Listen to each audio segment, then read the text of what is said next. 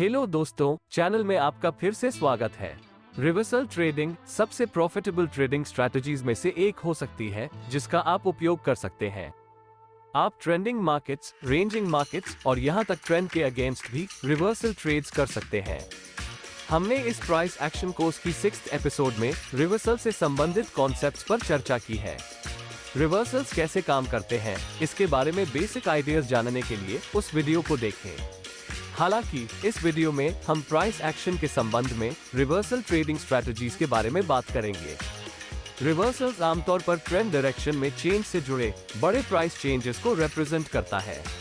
लेकिन बात यह है कि जब ये फॉर्म होना शुरू होता है तो एक रिवर्सल एक पुलबैक से अलग नहीं होता है। उनके बीच मुख्य अंतर यह है कि एक रिवर्सल कंटिन्यू रहता है और एक नया ट्रेंड बनाता है, जबकि एक पुलबैक एंड होता है और फिर प्राइस ट्रेंडिंग डायरेक्शन में वापस जाने लगती है या बस प्राइस प्रीवियस ट्रेंड डायरेक्शन में जारी रहेगी। रिवर्सल्स इंट्राडे में होते हैं और काफी जल्दी होते हैं, लेकिन वे डेली, वीकली और मंथली टाइम फ्रेम्स में भी होते हैं। इसलिए रिवर्सल अलग अलग टाइम पीरियड्स पर होते हैं जो डिफरेंट ट्रेडर्स के लिए रेलेवेंट होते हैं। इसलिए 5 मिनट के चार्ट पर इंट्राडे रिवर्सल एक लॉन्ग टर्म इन्वेस्टर के लिए कोई मायने नहीं रखता है जो डेली या वीकली चार्ट्स पर रिवर्सल के लिए देख रहा है। फिर भी एक इंट्राडे ट्रेडर के लिए 5 मिनट का रिवर्सल बहुत इंपॉर्टेंट है।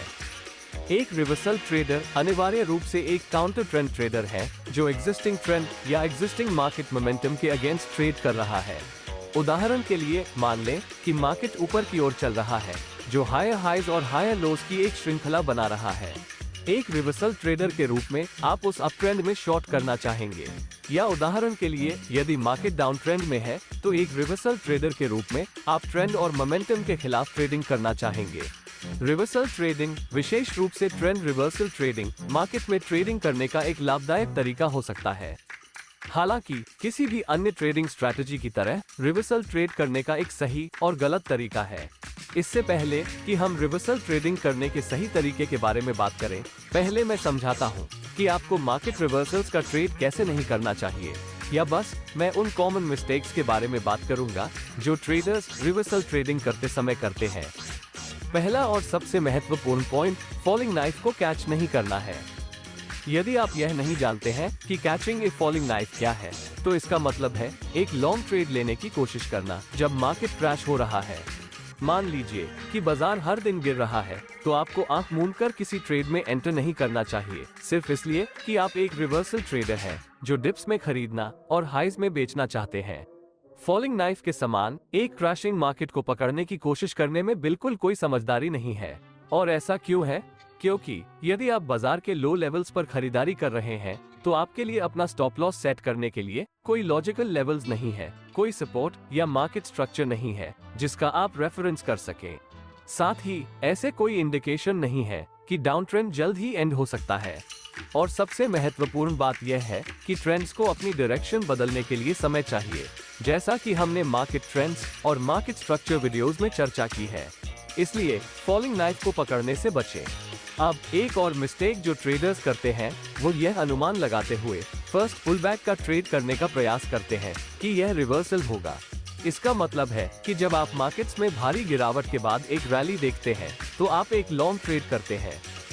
रमी सर्कल पर आपको मिलेगा पूरे 2000 का वेलकम बोनस, ट्रांजैक्शंस और लेकिन अक्सर इस प्रकार की रैली एग्जिस्टिंग ट्रेंड का केवल एक रिट्रेसमेंट होती है। लेकिन कुछ ट्रेडर्स हमेशा ऐसा क्यों करते हैं? ये केवल फियर ऑफ मिसिंग आउट या फोमो के कारण है। आप अगले बड़े प्राइस मूव को मिस नहीं करना चाहते हैं, इसलिए जैसे ही मार्केट में रिवर्सल का संकेत मिलता है आप अचानक एंट्री कर लेते हैं। अनजाने में ये सिग्नल आमतौर पर एग्जिस्टिंग ट्रेंड का एक रिट्रेसमेंट या पुलबैक है और मार्केट इस ट्रेंड के साथ जारी रहेगा, जिससे आपको अपना पैसा खोना पड़ेगा।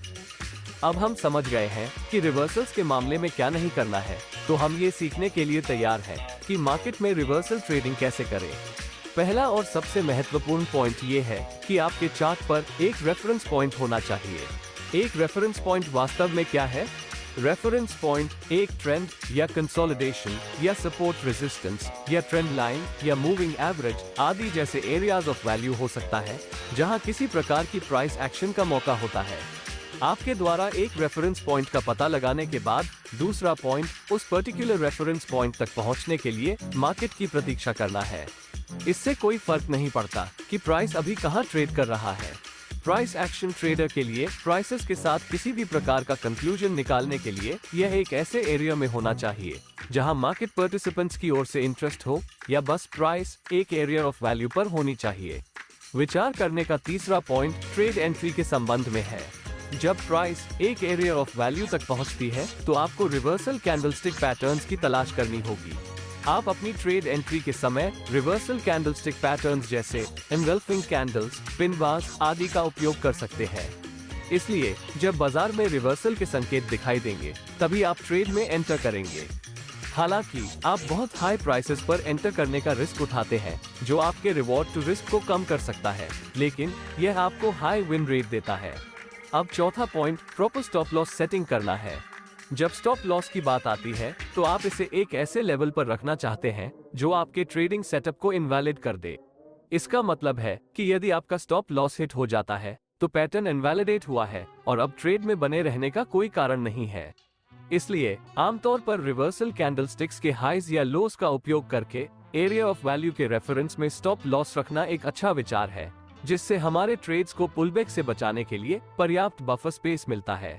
बफर स्पेस के लिए ATR इंडिकेटर का उपयोग करें या आपकी रिस्क एपेटाइट के आधार पर इसे सेट किया जा सकता है। विचार करने के लिए अंतिम पॉइंट एक कंजर्वेटिव प्रॉफिट टारगेट निर्धारित करना है। आपका एग्जिट्स आपके गोल्स पर निर्भर करता है। आप क्या हासिल करना चाहते हैं?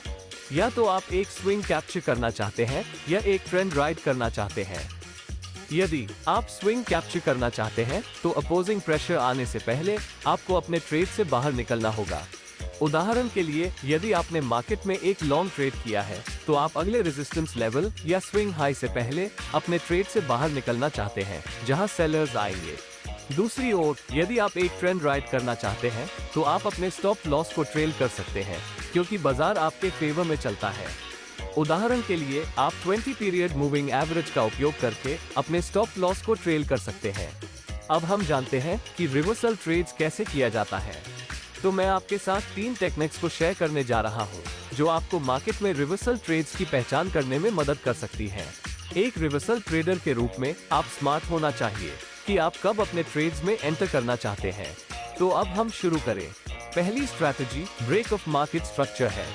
हमने मार्केट स्ट्रक्चर वीडियो में मार्केट के विभिन्न फेजेस के बारे में बात की है और मार्केट ट्रेंड्स वीडियो से हम ये भी जानते हैं कि किसी पर्टिकुलर ट्रेंड टाइप की पहचान कैसे करें। अब इसके बारे में सोचें। एक अप ट्रेंडिंग मार्केट में आप जानते हैं कि प्राइसेस हायर हाइज और हायर लोज की एक श्रृंखला बनाती है। मार्केट स्ट्रक्चर के ब्रेक होने से मेरा क्या मतलब है? मार्केट स्ट्रक्चर का ब्रेक होना पहला संकेत है कि मार्केट आपको बता रहा है कि यह ट्रेंड कमजोर होने वाला है या बस अपनी ट्रेंड डायरेक्शन बदलने वाला है। अप ट्रेंड के मामले में मार्केट स्ट्रक्चर का ब्रेक तब होता है जब प्राइस एक नया हायर लो या हायर हाई बनाने में विफल रहती है। ये पहला क्लू या पहला एविडेंस है कि बाजार नीचे गिरने वाला है। इसका कोई 100% गारंटी नहीं है कि रिवर्सल होगा, लेकिन यह मार्केट द्वारा आपको दिया गया एक सिग्नल है कि ट्रेंड स्ट्रक्चर का ब्रेक होने वाला है और एक अच्छा मौका है कि प्राइस संभावित रूप से डिक्लाइन हो सकती है।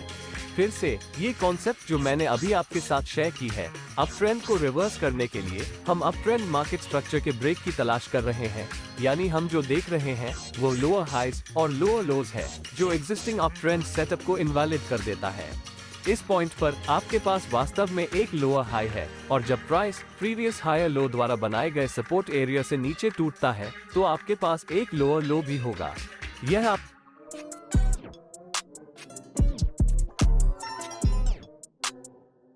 तो क्लासिक होटल है ना, उधर ही वेटर का काम करता था अंधेरी इसमें नागरदास रोड में। आते आते भी मैं को बताता है कि एग्जिस्टिंग ट्रेंड कमजोर हो सकती है और ट्रेंड अंततः रिवर्स हो सकती है। अब ट्रेंड अचानक से नहीं बदलेगी क्योंकि प्राइसेस को नीचे लाने के लिए मार्केट्स को पर्याप्त सेलर्स की आवश्यकता होती है और इसलिए अक्सर मार्केट कंसोलिडेशन के फेज में चले जाते हैं जहां प्राइसेस कुछ समय के लिए एक रेंज के अंदर रहेगी और फिर पर्याप्त सेलिंग प्रेशर उपलब्ध होने पर एक ट्रेंड रिवर्सल दिखाएगी। इस बार प्राइस कंसोलिडेशन या डिस्ट्रीब्यूशन फेज से बाहर ब्रेकआउट हो जाती है और डिक्लाइन हो जाती है, तो वास्तव में एक रिवर्सल ट्रेड के लिए शॉर्ट एंट्री लेने का अच्छा टाइम है। टाइट स्टॉप लॉस के मामले में आप स्टॉप लॉस को ब्रेकआउट कैंडल हाइस के ऊपर या डीप पुलबैक से बचने के लिए स्टॉप लॉस को कंसोलिडेशन रेंज से ऊपर भी रख सकते हैं। इस मामले में टारगेट नियरेस्ट सपोर्ट लेवल होगा। अब हम डाउन ट्रेंडिंग मार्केट्स के मामले में इस पर विचार करते हैं। फिर से हम break of market structure concept को यूज करेंगे। हम देख सकते हैं कि डाउन ट्रेंड के दौरान लोअर हाइज और लोअर लोज की एक श्रृंखला होती है। अब डाउन ट्रेंड स्ट्रक्चर का ब्रेक तब आता है जब प्राइस लोअर हाइज और लोअर लोज बनाना बंद कर देती है, या बस जब आपके पास एक हायर हाई होती है, क्योंकि प्राइस लोअर हाई द्वारा फॉर्म हुआ प्रीवियस रेजिस्टेंस लेवल से ऊपर टूट जाती है, या भले ही यह एक हायर लो का फॉर्मेशन करती हो। यह आपको एक मजबूत क्लू देगा कि यह डाउन ट्रेंड पोटेंशियली एंड हो सकता है और मार्केट ट्रेंड की डायरेक्शन संभावित रूप से रिवर्स हो सकता है। इस मामले में भी ट्रेंड रिवर्सल जल्दी नहीं हो सकता है, इसके बजाय एक कंसोलिडेशन या अक्यूमुलेशन फेज हो सकता है, जहां बायर्स पर्याप्त नंबर्स में आ सकते हैं ताकि मार्केट को ऊपर ले जा सके। यहाँ भी ट्रेड एंट्री तब होगी जब प्राइस अक्यूमुलेशन रेंज से ब्रेकआउट होती है और ऊपर जाती है। आप कंसोलिडेशन रेंज के नीचे एक स्टॉप लॉस रख सकते हैं और टारगेट को नियरेस्ट रेजिस्टेंस लेवल के रूप में सेट किया जा सकता है, या जब तक ट्रेंड स्ट्रक्चर में फिर से ब्रेक ना हो तब तक आप ट्रेंड की राइड कर सकते हैं। ट्रेडिंग या प्राइस एक्शन में किसी भी तरह की गारंटी जैसी कोई चीज नहीं है, इसलिए अगर कोई आपसे वादा करता है या गारंटी देता है तो बेहतर है कि आप उससे दूर ही रहें। यही कारण है कि मैं शायद संभावना, संभवतः जैसे शब्दों का उपयोग करना पसंद करता हूँ। इसलिए इस बात का ध्यान रखें, किसी भी चीज की कोई गारंटी नहीं है, खासकर जब ट्रेडिंग की बात आती है। दूसरी strategy higher time frame reversal structure है। मार्केट में इस बात पर ध्यान देना बहुत महत्वपूर्ण है कि आप बड़ी पिक्चर के रेफरेंस में कहाँ हैं, या बस आपको ध्यान देना चाहिए कि हायर टाइम फ्रेम्स में प्राइसेस क्या कर रही है। इस उदाहरण में प्राइस इस स्विंग हाई से ऊपर टूट जाता है और फिर यह सपोर्ट लेवल से नीचे गिर जाता है। इस पॉइंट पर बहुत से अनजान ट्रेडर्स ने अपसाइड ब्रेकआउट खरीदा होगा, केवल गलत ट्रेड पर पैसा खोने के लिए। और ऐसा क्यों है? आपने चार्ट में जो देखा है वो 4 घंटे की टाइम फ्रेम में है। अब उसी चार्ट को एक हायर टाइम फ्रेम पर देखते हैं, उदाहरण के लिए एक दिन की टाइम पीरियड पर। हायर टाइम फ्रेम चार्ट पर यह स्पष्ट है कि majority traders previous support level में ब्रेकआउट खरीद रहे हैं, जैसा कि दिखाया गया है, जो एक रेजिस्टेंस के रूप में कार्य कर सकता है, और इसलिए यह एक लो प्रोबेबिलिटी ब्रेकआउट ट्रेड बनाता है।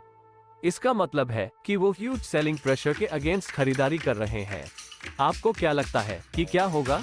इसमें कोई आश्चर्य की बात नहीं है कि मार्केट रेजिस्टेंस लेवल से क्यों रिवर्स हो गया है। Higher time frame reversal structure से मेरा यही मतलब है। तो हम वास्तव में क्या देख रहे हैं? इस स्ट्रैटेजी के मामले में आपको सपोर्ट या रेजिस्टेंस जैसे higher time frame areas of value की तलाश करनी होगी, जहां प्राइसेस रिवर्स हो सकती है, और फिर आप कंफर्मेशन के लिए रिवर्सल कैंडलस्टिक्स की मदद से लोअर टाइम फ्रेम्स पर ट्रेड एंट्री ले सकते हैं। इस मामले में एक फॉल्स ब्रेकआउट था और आप अपने स्टॉप लॉस को लगाने के लिए इस फॉल्स ब्रेकआउट के हाई लेवल्स का लीवरेज उठा सकते हैं। अब तीसरी स्ट्रैटेजी जिसके बारे में हम चर्चा करेंगे वह है मूविंग एवरेजेस का उपयोग करना। आप रिवर्सल ट्रेडिंग के लिए मूविंग एवरेजेस का उपयोग कर सकते हैं। इस विशेष टेक्निक में हम पोजिशनल ट्रेडिंग पर्सपेक्टिव के साथ 100 SMA या 200 SMA जैसे लॉन्गर पीरियड्स के मूविंग एवरेजेस का उपयोग करेंगे। हम बेसिक कॉन्सेप्ट से जानते हैं कि अगर प्राइस 200 SMA से ऊपर है तो हमें ज्यादातर लॉन्ग ट्रेड्स लेने की कोशिश करनी चाहिए, और अगर कीमत 200 SMA से नीचे है तो मार्केट में शॉर्ट पोजीशंस लेने की कोशिश करें। इसका कारण वास्तव में काफी सिंपल है। यदि आप इसके बारे में सोचते हैं तो 200 पीरियड का मूविंग एवरेज आपकी टाइम फ्रेम के आधार पर प्रीवियस 200 कैंडल्स की क्लोजिंग प्राइसेस को समराइज करता है।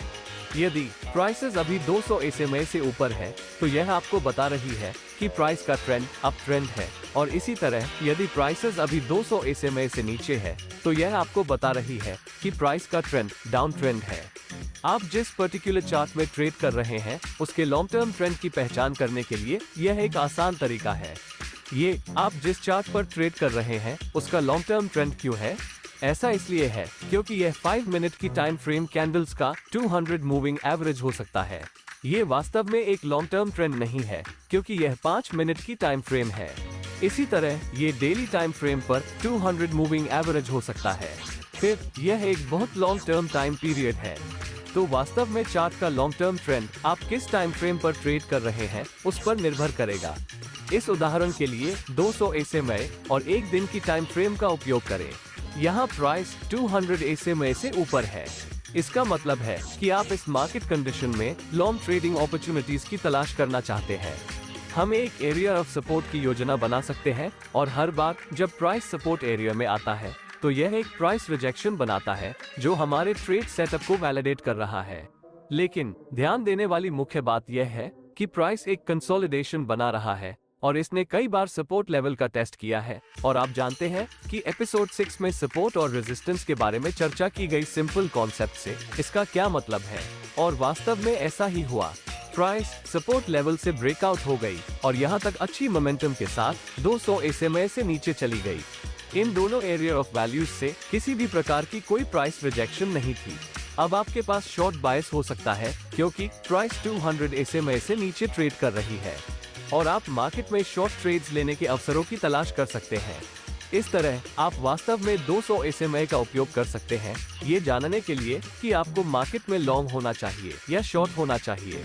अपने बायस की पहचान करने के बाद सपोर्ट और रेजिस्टेंस जैसी मार्केट स्ट्रक्चर का रेफरेंस लें या यहाँ तक 200 मूविंग एवरेज का उपयोग उस एरिया ऑफ वैल्यू की पहचान करने के लिए करें जिससे आप ट्रेड करना चाहते हैं।